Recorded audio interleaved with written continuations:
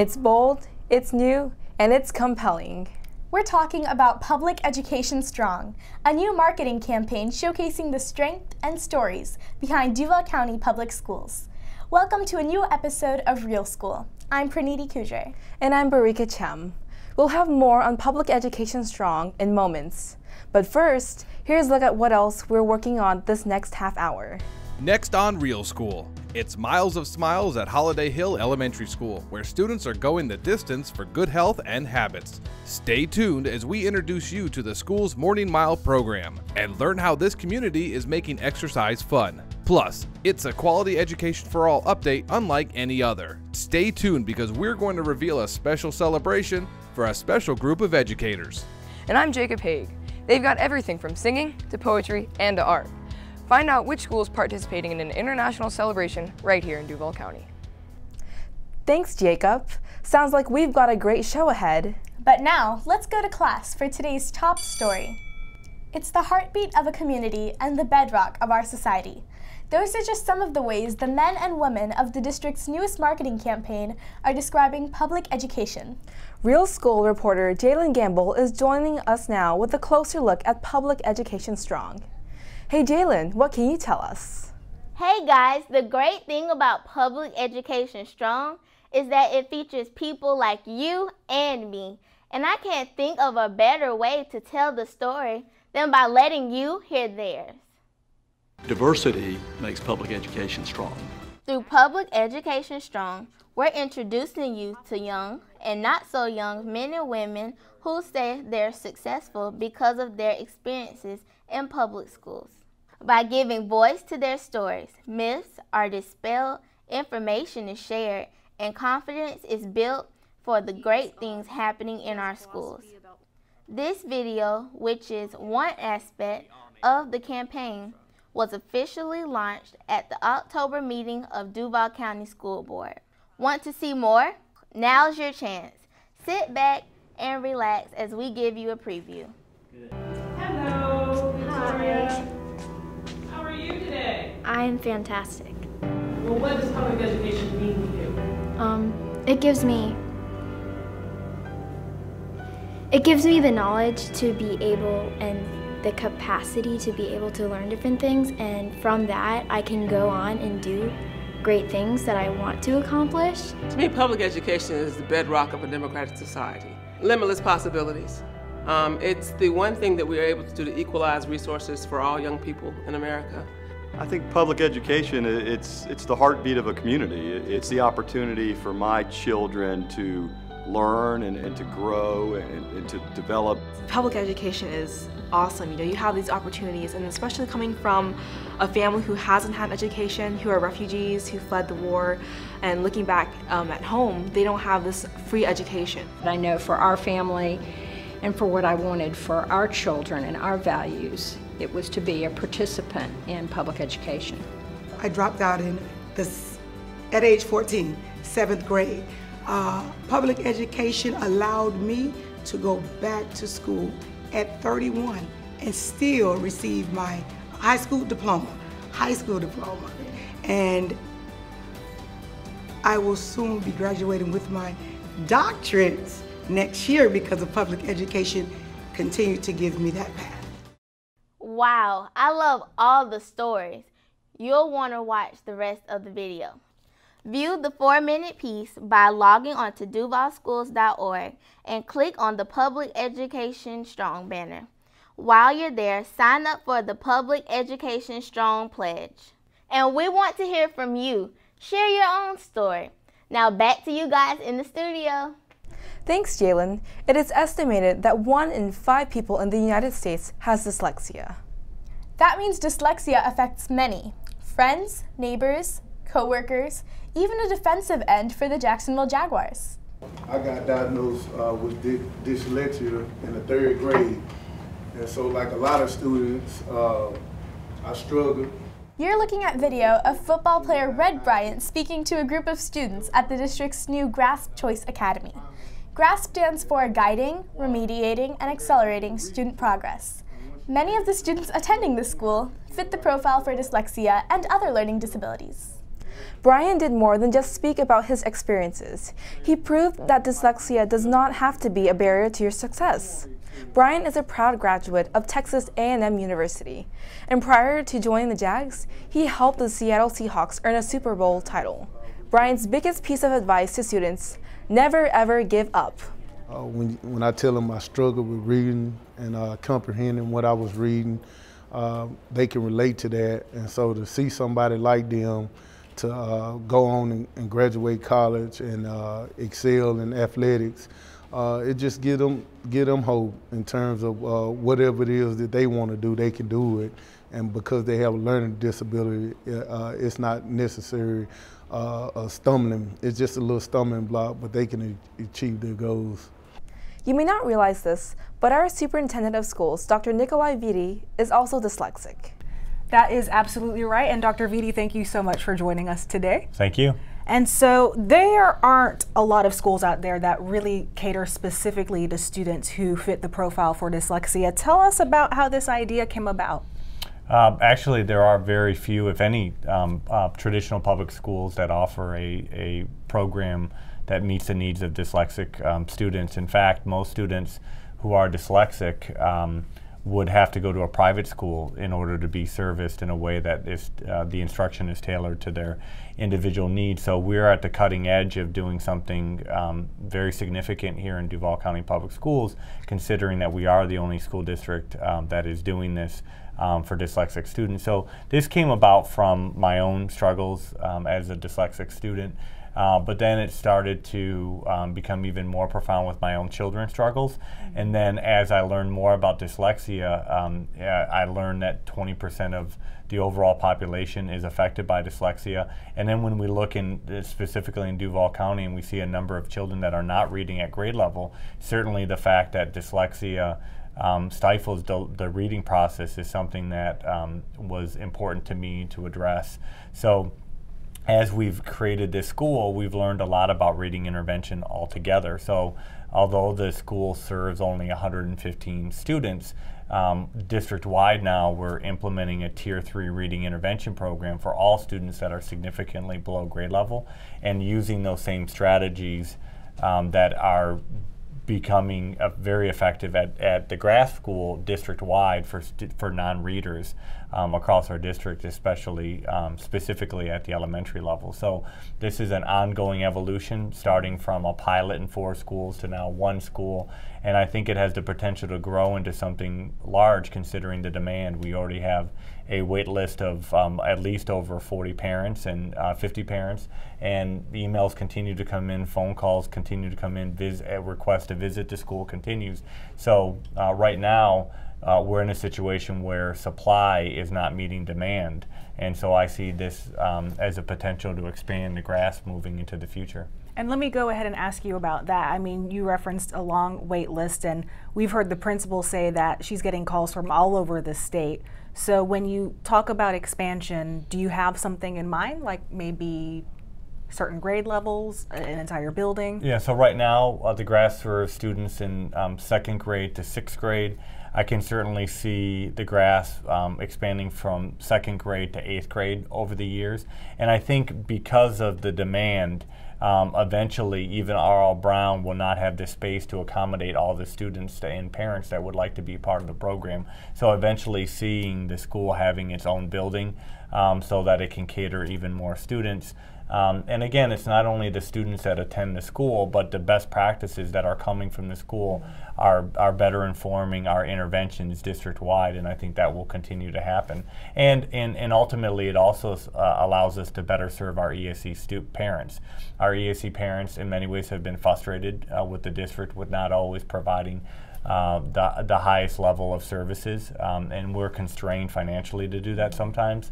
And then it's just generally frustrating working with a student that has a learning disability because they don't learn at the same pace as other students. But the GRASP is certainly beginning to transform the perception that parents have of our district vis-a-vis ESE, because a lot of these parents have opted out of public schools to go to either private schools or used a McKay Scholarship to go to public schools or other private schools. So we're starting to see a difference in the context of dyslexic students. So we just have to meet the supply needs to meet demand, but that's a good challenge to have when you're looking to be innovative as a district and bring people back into the school district. Makes sense. And my last question is, what does it mean for these students to hear from people like yourself and Red Bryant who admit to have really walked in their shoes? Well, I can tell you, I think the learning experience would have been much more positive for me. And I think I may have seen a light at the end of the tunnel as a student, and I didn't. One, my parents and the school didn't really understand dyslexia, so I was just that struggling reader that eventually felt that school wasn't for me, that I wasn't smart.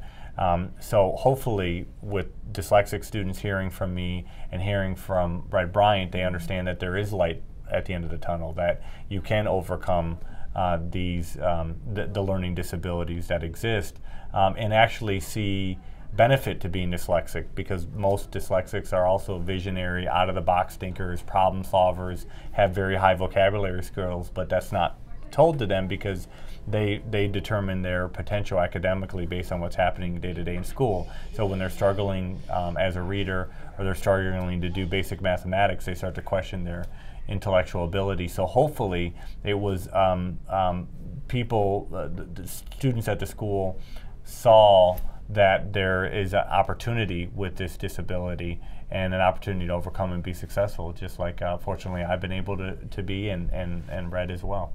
Very nice. Well, we appreciate you joining us. Well, thank you. And guys, we'll turn it back to you. This episode of Real School is just getting started. Here's what's coming up. As the world turns, so do you. These Duval students are learning to spread their wings and fly thanks to this children's book. After the break, learn why the author says this is a must-read for students. And I'm George Boston. It's time to put on your sneakers and go the extra mile. Keep watching Real School, and we'll be right back.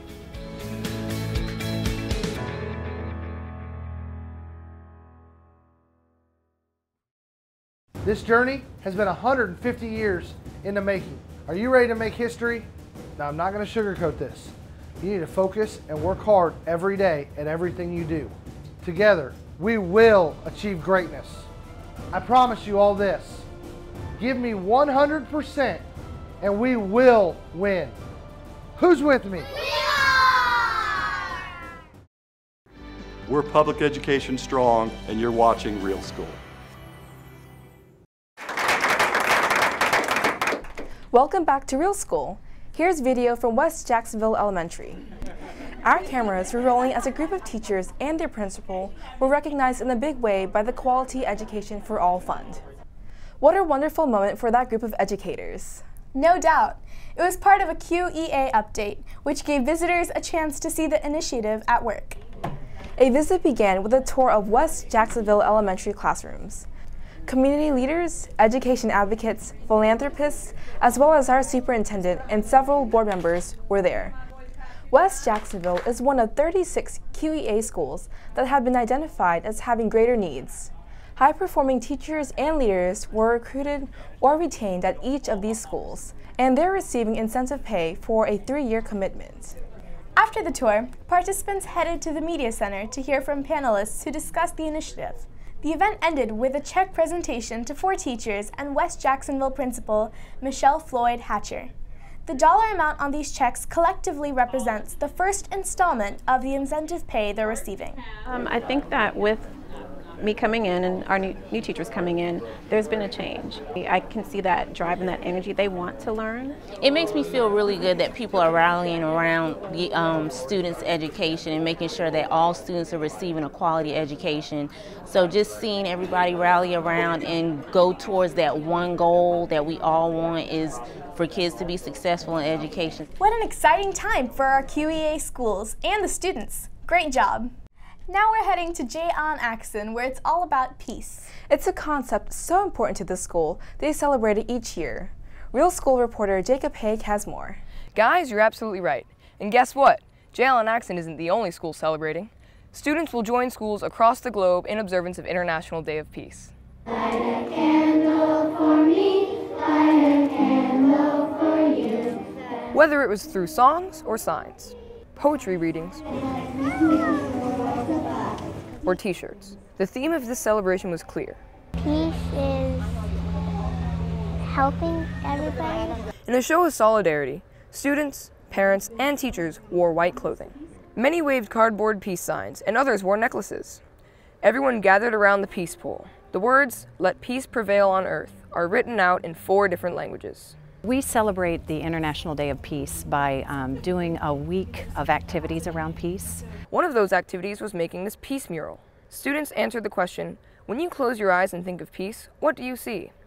Some students answered with the word friendship, others with drawings. Because there's lots of wars and we need peace to get together. So that we are all kind to each other and so that we don't be rude to each other. Well, you should be nice to each other and talk nice and help people. Other activities included decorating the school's front lawn with peace pinwheels, as well as learning and performing songs about peace. I like singing the Song of Peace because I just like that song. Maria Montessori, Mahatma Gandhi, and many other peace educators in the world realized that it starts with the children. It really, really starts with the children. We firmly believe that, and that's why that's such a strong part of our curriculum. Here's an interesting fact. This celebration has been going on for 20 years. That sounds like a celebration you can never have too much of. Guys, back to you in the studio. Thanks, Jacob. Okay guys, we're entering our final stretch of Real School. Let's find out what's next. Coming up, these students are going the extra mile for fun and good health. Stay tuned to learn more about the school's Morning Mile program. We're Public Education Strong, and you're watching Real School.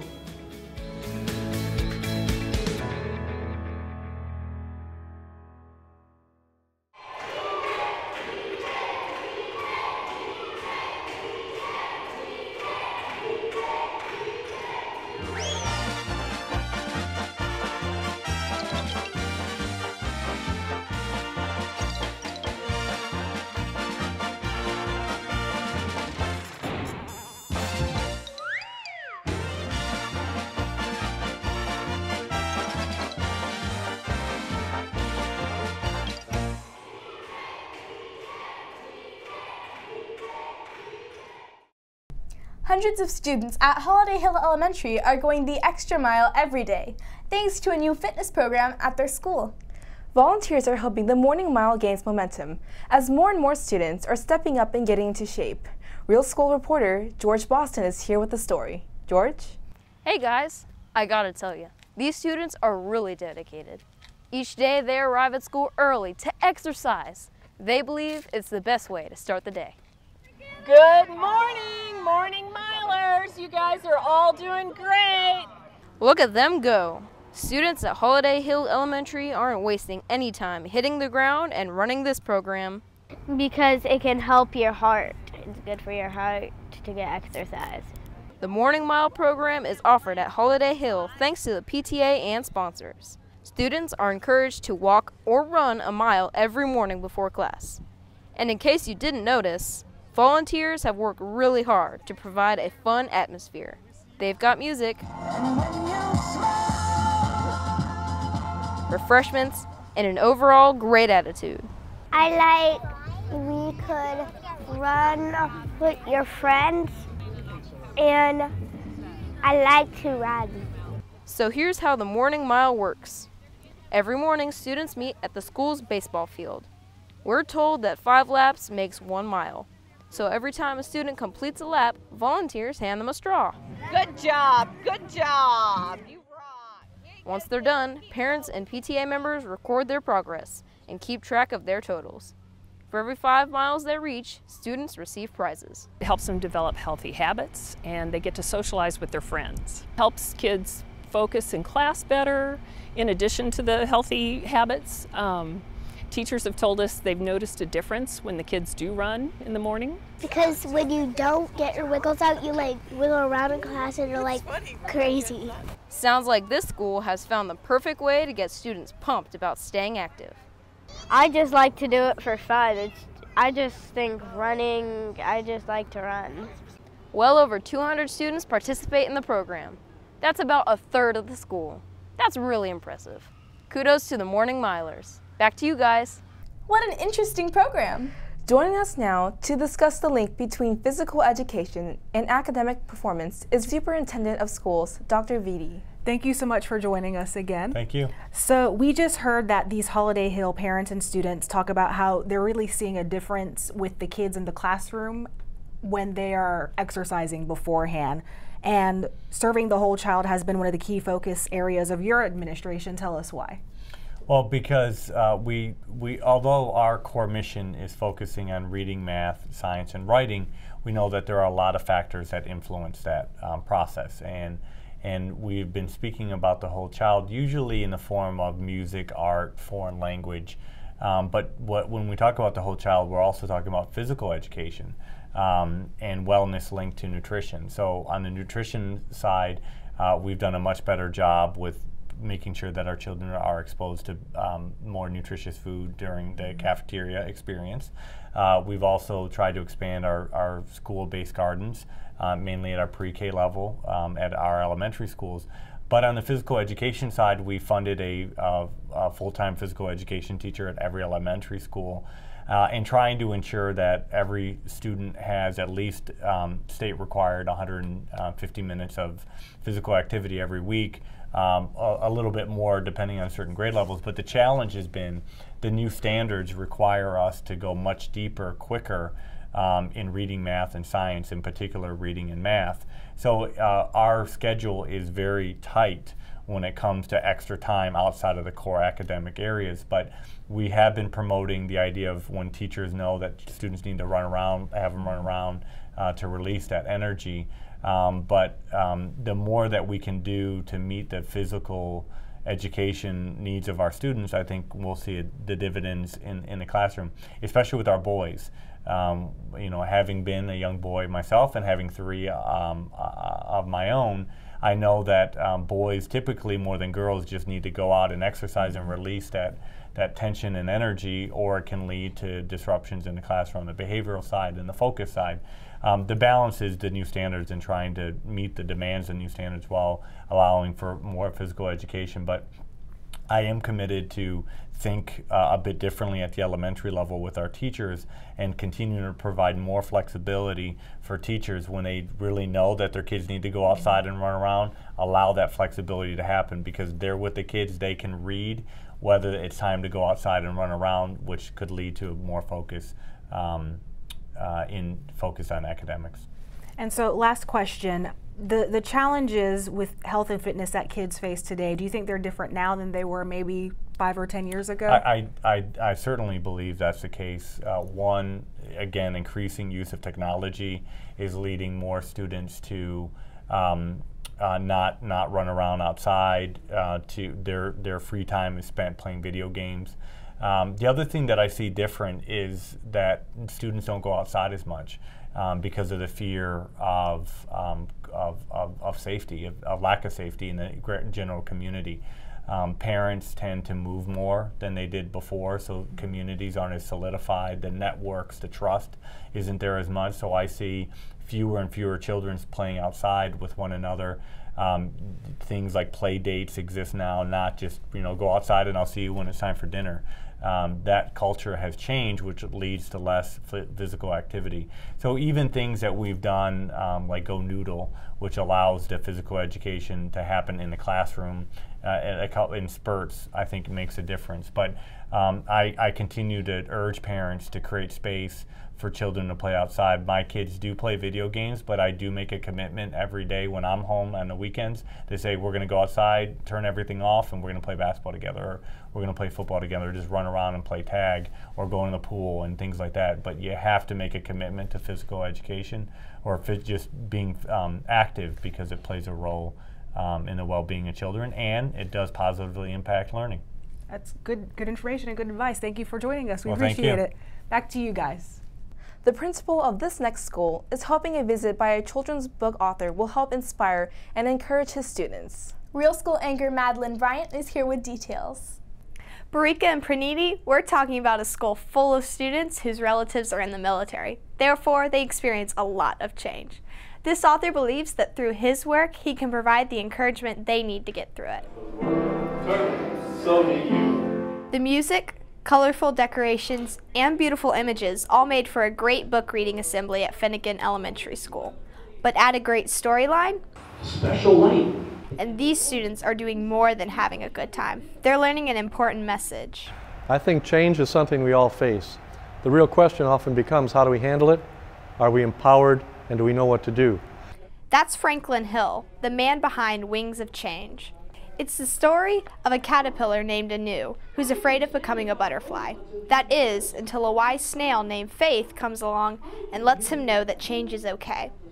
Hill says he came up with the concept through his work as a school designer. He says the more he worked with teachers and students, the more he saw that many were afraid of change. By penning this story, Hill is showing people that change doesn't have to be bad. In fact, it can be good. Principal Alan Deuce says this message is precisely why Wings of Change is part of this year's school theme. Over 80% of our students here are military dependents.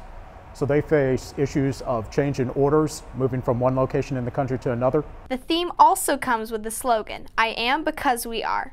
It's a statement meant to remind children that as they go through change, they are never alone. You know what? We're not in this by ourselves, but we're in it together. So I am because we are, and we can rely on one another to be able to make it through the change process together. To make this message a little more fun, Hill added music and dancing to his performance. Looks good, right? Our young people are facing more changes than I know I did when I was in my childhood. Many in this school, for example, and others, their parents are moving with their jobs. Both our students and teachers are facing change. And the message we want to give them that it's okay, that change is not just actually okay, but there are blessings that come with it. In case you were wondering, Hill has written other books with this very same theme. Another to look out for is The Wings Within. Barika and Praniti, I'll see you next time. For now, back to you. It's been a great episode of Real School. Thanks for watching. Stay connected with us by visiting www.duvalschools.org and also visiting our YouTube channel. Just search for Duval Schools. We'll see you again next month. For now, have a great day. The great thing, hey guys, what? Find out which school is participating in an international celebration. Our cameras were rolling as a group of teachers and their principal were